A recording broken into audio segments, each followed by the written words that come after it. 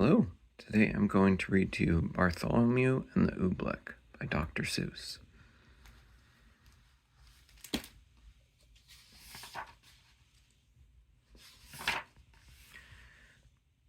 They still talk about it in the kingdom of Did, as the year the king got angry with the sky, and they still talk about the page boy Bartholomew Cubbins.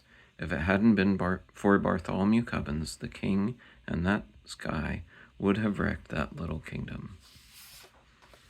Bartholomew had seen the king get angry many, many times before, but that year, when His Majesty started growling at the sky, Bartholomew Cubbins just didn't know what to make of it. Yet all that year, the old king did it. All year long, he stared up into the air above his kingdom, muttering and sputtering through his royal whiskers. "Humph! The things that come down from my sky!" All spring, when the rain came down, he growled at that. All summer, when the sunshine came down, he growled at that. And all autumn, when the fog came down, he growled at that. And that winter, when the snow came down, he started shouting, "This snow, this fog, this sunshine, this rain, bah! These four things that come down from my sky." "But King Derwin," Bartholomew tried to calm him down, "you've always had these same four things come down." "That's just the trouble," bellowed the king. "Every year the same four things. I'm mighty tired of those old things. I want something new to come down." "Something new to come down?" Bartholomew gasped. "That's impossible, Your Majesty. You can't just have it." "Boy, don't you dare tell me what I can or cannot have. Remember, Bartholomew, I am king." "I know, sire," said Bartholomew. "You rule all the land, and you rule all the people, but even kings can't rule the sky."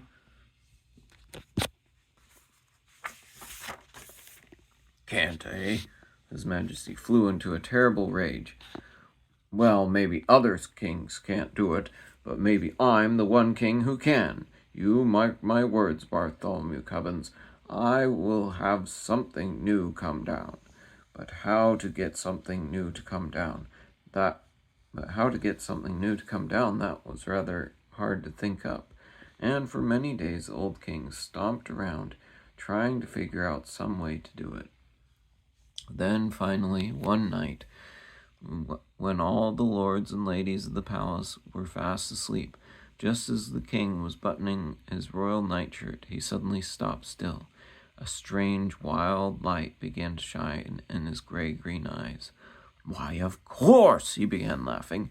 "They can do it for me. Bartholomew Cubbins, blow my secret whistle. Quick, call my royal magicians." "Your magicians, Your Majesty?" Bartholomew shivered. "Oh, no, Your Majesty, don't call them." "You hold your tongue, Bartholomew Cubbins. You do as I command you. Blow my secret whistle." "Yes, sire," Bartholomew bowed. "But, Your Majesty, I still think that you may be very sorry." He took the king's secret whistle from its secret hook. He blew a long blast down the king's back secret stairway, and a moment later he heard them coming, up from their musty hole beneath the dungeon, up the empty midnight tunnel to the royal bedchamber tower, came the magicians on their padded, shuffling feet. Up and right into the room they came chanting. "Shuffle, duffle, muzzle, muff, fista, wista, mista, cuff. We are men of groans and howls, mystic men who eat boiled owls. Tell us what you wish, O king. Our magic can do anything." "I wish," spoke the king, "to have you make something fall from my skies that no other kingdom has ever had before." "What can you do? What will you make?"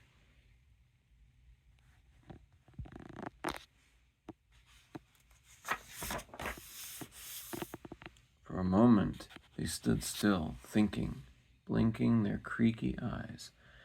Then they spoke a word, one word, Oobleck. Oobleck? Asked the king. What will it look like? Won't look like rain, won't look like snow, won't look like fog, that's all we know. We just can't tell you any more. We've never made Oobleck before. They bowed, they started toward the door. We go now to our secret cave on mystic mountain Nikatave. There all night long we'll work for you, and you'll have Oobleck when we're through. They'll do something crazy, whispered Bartholomew. Call them back, your majesty. Stop them. Stop them? Not for a ton of diamonds, chuckled the king.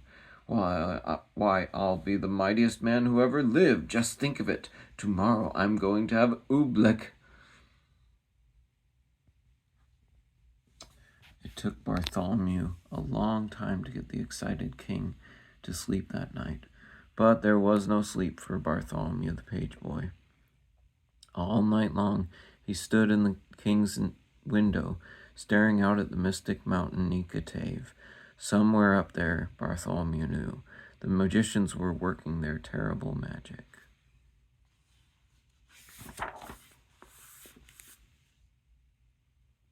All night the magicians did. All night they walked in circles round their magic fire, making magic mumbling with their clicking tongues. Oh, snow and rain are not enough. Oh, we must make some brand new stuff. So feed the fire with wet mouse hair. Burn an onion, burn a chair. Burn a whisker from your chin. And burn a long sour lizard skin. Burn yellow twigs and burn red rust. And burn a stocking full of dust. Make magic smoke green, thick, and hot. It smells dreadful, does it not? That means the smoke is now just right, so quick before the day gets light. Go, magic smoke, go high, go rise into the kingdom sky. Go make the Oobleck tumble down on every street in every town. Go make the wondrous Oobleck fall. Oh, bring down Oobleck on us all. Dawn was just breaking, and Bartholomew was standing trembling, watching the bedchamber window. But now, as the sun rose, Bartholomew smiled. Those silly magicians hadn't done a thing. Then suddenly, Bartholomew Cubbon stopped smiling. Was he seeing things? No, there was something strange out there in the sky. At first, it seemed like a little greenish cloud, just a wisp of greenish steam. But now it was coming lower, closer, down toward the field and farms and houses of the sleeping little kingdom. It was swirling around the topmost turrets of the palace. Tiny little greenish specks were shimmering in the air right over his head. Queer little greenish blobs, just about the size of grape seeds. He stretched out his hand. He started to catch one. Then he pulled his hand back. There was something frightening about those blobs. Bartholomew slammed the window shut. Wake up, your majesty, he shouted. Your Oobleck, it's falling. The king sprang out of his royal bed sheets. By my royal whiskers, it is, he cried. Oh, what beautiful Oobleck, and it's mine, all mine. I don't like the looks of those blobs, sire, said Bartholomew. They're coming down now as big as greenish peanuts. The bigger the better, laughed the king. Oh, what a day! I'm going to make it a holiday. I want every man, woman, and child in my kingdom to go out and dance in my glorious Oobleck. Out in that stuff? Asked Bartholomew. Do you really think it's safe, sire? Stop asking foolish questions, snapped the king. Boy, you run to to my royal bell tower. Wake my royal bell ringer. Tell him to ring the great holiday bell." For a moment, Bartholomew Cubbins didn't move. "Run!" barked the king. Bartholomew ran. Across the sleeping palace, Bartholomew ran. Then up the ladder of the high bell tower, he climbed to the bell ringer's little cubbyhole in the belfry. "Ring your bell," he called. "His Majesty the King proclaims today a holiday." The old man crawled out of his cot. He grabbed the bell rope. "What's the holiday for, Bartholomew?" "You'll find out soon enough," said Bartholomew. The bell ringer yanked the rope. Nothing happened. He yanked it harder. Still nothing happened. "Hey, what's wrong with my bell?" he murmured. "I'd better take a look outside." He poked his head through the little trap door. "Merciful gracious!" he gulped. What is that all over my bell like greenish molasses?" "Not only your bell," Bartholomew cried. "Look at the poor robin down there in the street. She's stuck to her nest. She can't move a wing. That Oobleck's gooey. It's gummy. It's like glue." "Oh," the bell ringer wrung his hands. "If that green stuff sticks up robins, it'll stick up people too. Someone's got to warn the people." "Someone's got to warn the people," cried Bartholomew. Go wake 'em up. Go wake 'em and warn 'em to stay in their houses. I'll tell the royal trumpeter," he shouted. "Got to wake 'em and warn 'em to stay in their houses. I'll tell the royal trumpeter," he shouted. He turned and slid like lightning down the bell tower ladder. To the trumpeter's tower raced Bartholomew Cubbins, on and on up the steps, 4 stairs at a time. As he ran, he could hear the plop, plop of the oobleck on the window panes. It was pelting against the palace walls, as big as greenish cupcakes now. He yanked the covers off the snoring trumpeter. He shoved his cold trumpet right into his sleeping hands.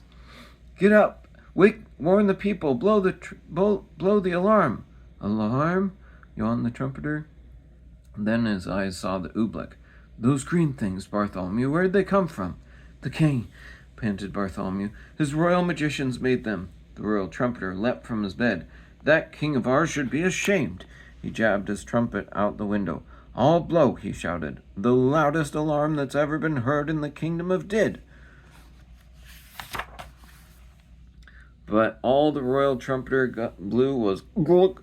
"My horn!" he gulped. "One of those green things flew inside it." He tried to blow it out. He couldn't blow it out. He tried to shake it out. He couldn't shake it out. "I'll get it somehow," he yelled. "I'll pull it out." "No!" shouted Bartholomew. "Don't touch it." The trumpeter's hand was already in it. His fingers grabbed hold of the lump of oobleck. He could feel it squiggle around his fist like a slippery potato dumpling made of rubber. He pulled with all his might. The oobleck began to stretch. Then, clunk! The oobleck snapped back inside the trumpet. It yanked his arm back with it right up to his elbow. "I can't wiggle a finger," the trumpeter wailed. "Oh, Bartholomew, what'll I do?" "I don't know, and I hate to leave you stuck to your horn, but if you can't warn the people of the kingdom, I've got to find someone who can." Out the room and down the stairs raced Bartholomew Cubbins. Down to the chamber of the captain of the guards. The captain was humming in front of his mirror, combing the ends of his handsome mustache. "Captain, do something!" shouted Bartholomew. "Do something? Why?" smiled the captain. "What's wrong?" "Captain, haven't you seen the dreadful oobleck? It's coming down now as big as greenish baseballs." "Oh, that stuff," laughed the captain. "Why, it's so dreadful. What's so dreadful about that, lad? You know, I think it's rather pretty." "Captain," pled Bartholomew, "it's dangerous." Nonsense, snorted the captain. Lad, are you trying to frighten me? Captains, my boy, aren't afraid of anything. That stuff's harmless, I'll show you. I'll eat some. Eat some? Gasped Bartholomew. Oh, no! But before Bartholomew could stop him, the captain was leaning out his window, scooping up some oobleck on the end of his sword. Don't, Captain, don't!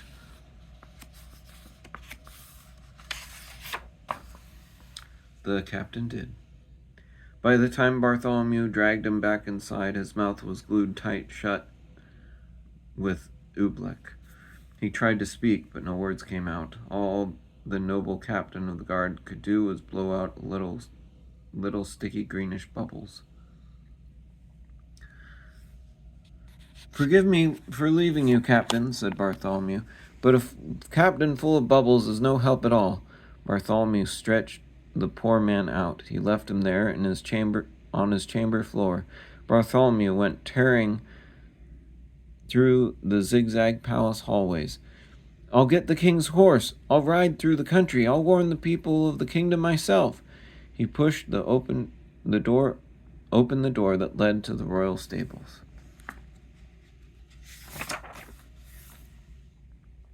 Bartholomew stopped. He could go no further. And the awful oobleck was plumping down, as big as greenish footballs now. Too late to warn the people of the kingdom. There were farmers in the fields getting stuck to hoes and plows. Goats were getting stuck to ducks. Geese were getting stuck to cows. Outside the palace, it was piling up great greenish tons of oobleck, deeper and deeper on every roof in the land. There was nothing Bartholomew could do out there. Shaking his head sadly, he stepped back inside. But inside, a moment later, it was just as bad as out. With an angry roar, the oobleck was suddenly hitting the palace harder. It was battering and splashing against the walls as big as greenish buckets full of gooey asparagus soup. Like a sinking sailboat, the whole palace was springing leaks. The oobleck was ripping the windows right off their hinges.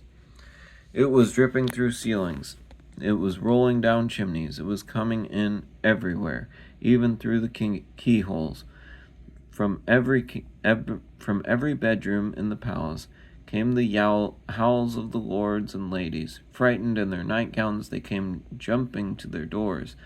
Go back to your beds! Get under your blankets! Bartholomew Cubbins went crying through the halls. But nobody paid the slightest attention. Everyone in the palace started rushing madly about.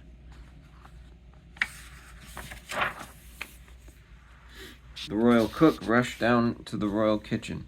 Bartholomew Cubbins saw him trapped there, stuck to 3 stew pots, a teacup, and a cat. The royal laundress rushed outside to save her laundry. Bartholomew saw her, stuck tight to the clothesline between 2 woolen stockings and the king's best Sunday blouse.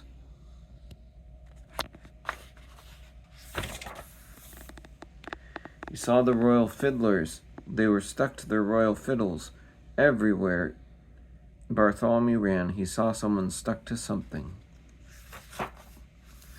They were stuck up by the dozens. Every last friend he had had in the world was flopping and floundering, all hopelessly caught in the goo. Then suddenly, amidst the hubbub, Bartholomew gasped, "The king! Where was the king?" He'd forgotten all about him. It was in the throne room that Bartholomew found him. There he sat, old King Derwin, proud and mighty ruler of the kingdom of Did, trembling, shaking, helpless as a baby. His royal crown was stuck to his royal head. The seat of his royal pants were stuck to his royal throne. Oobleck was dripping from his royal eyebrows. It was oozing into his royal ears. "Fetch my magicians, Bartholomew, he commanded. "Make them say some magic words. Make them stop the oobleck falling." Bartholomew shrugged his shoulders. "I can't fetch them, your majesty. The cave on Mountain Nekatave is buried deep in oobleck." "Then I must think of some magic words," groaned the king. "Oh, what are those words the magicians say? my magicians say, shuffle, duffle, muzzle, muff. That's all I can remember, and they don't do any good. The oobleck keeps falling harder.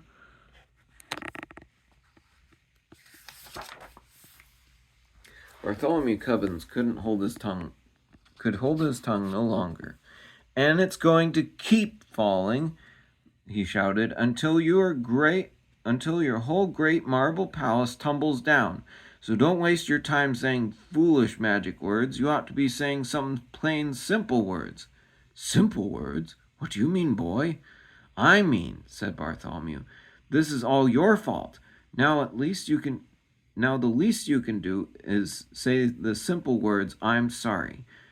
No one had ever talked to the king like this before. What? He bellowed. Me? Me say I'm sorry?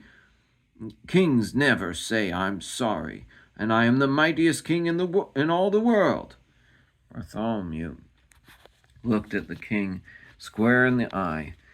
You might be a mighty king, he said, but you're sitting in Oobleck up to your chin, and so is everyone else in your land, and if you won't say you're sorry, you're no sort of king at all. Bartholomew Cubbins turned his back. He started for the throne room door.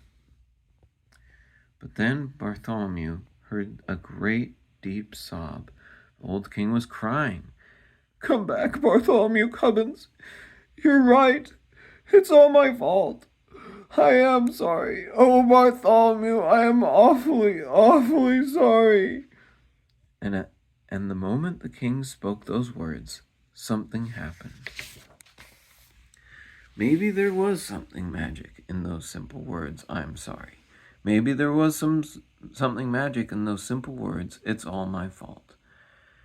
Maybe there was, and maybe there wasn't. But they say that as soon as the old king spoke them, the sun began to shine and fight its way through the storm.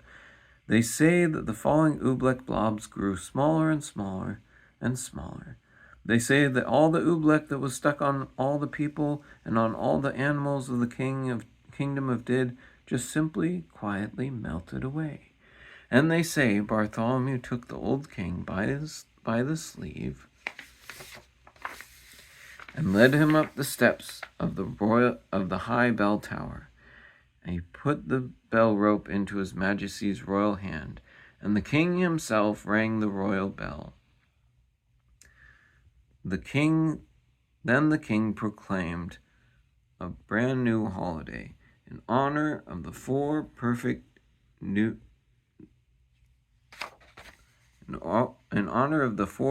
things that come down from the sky.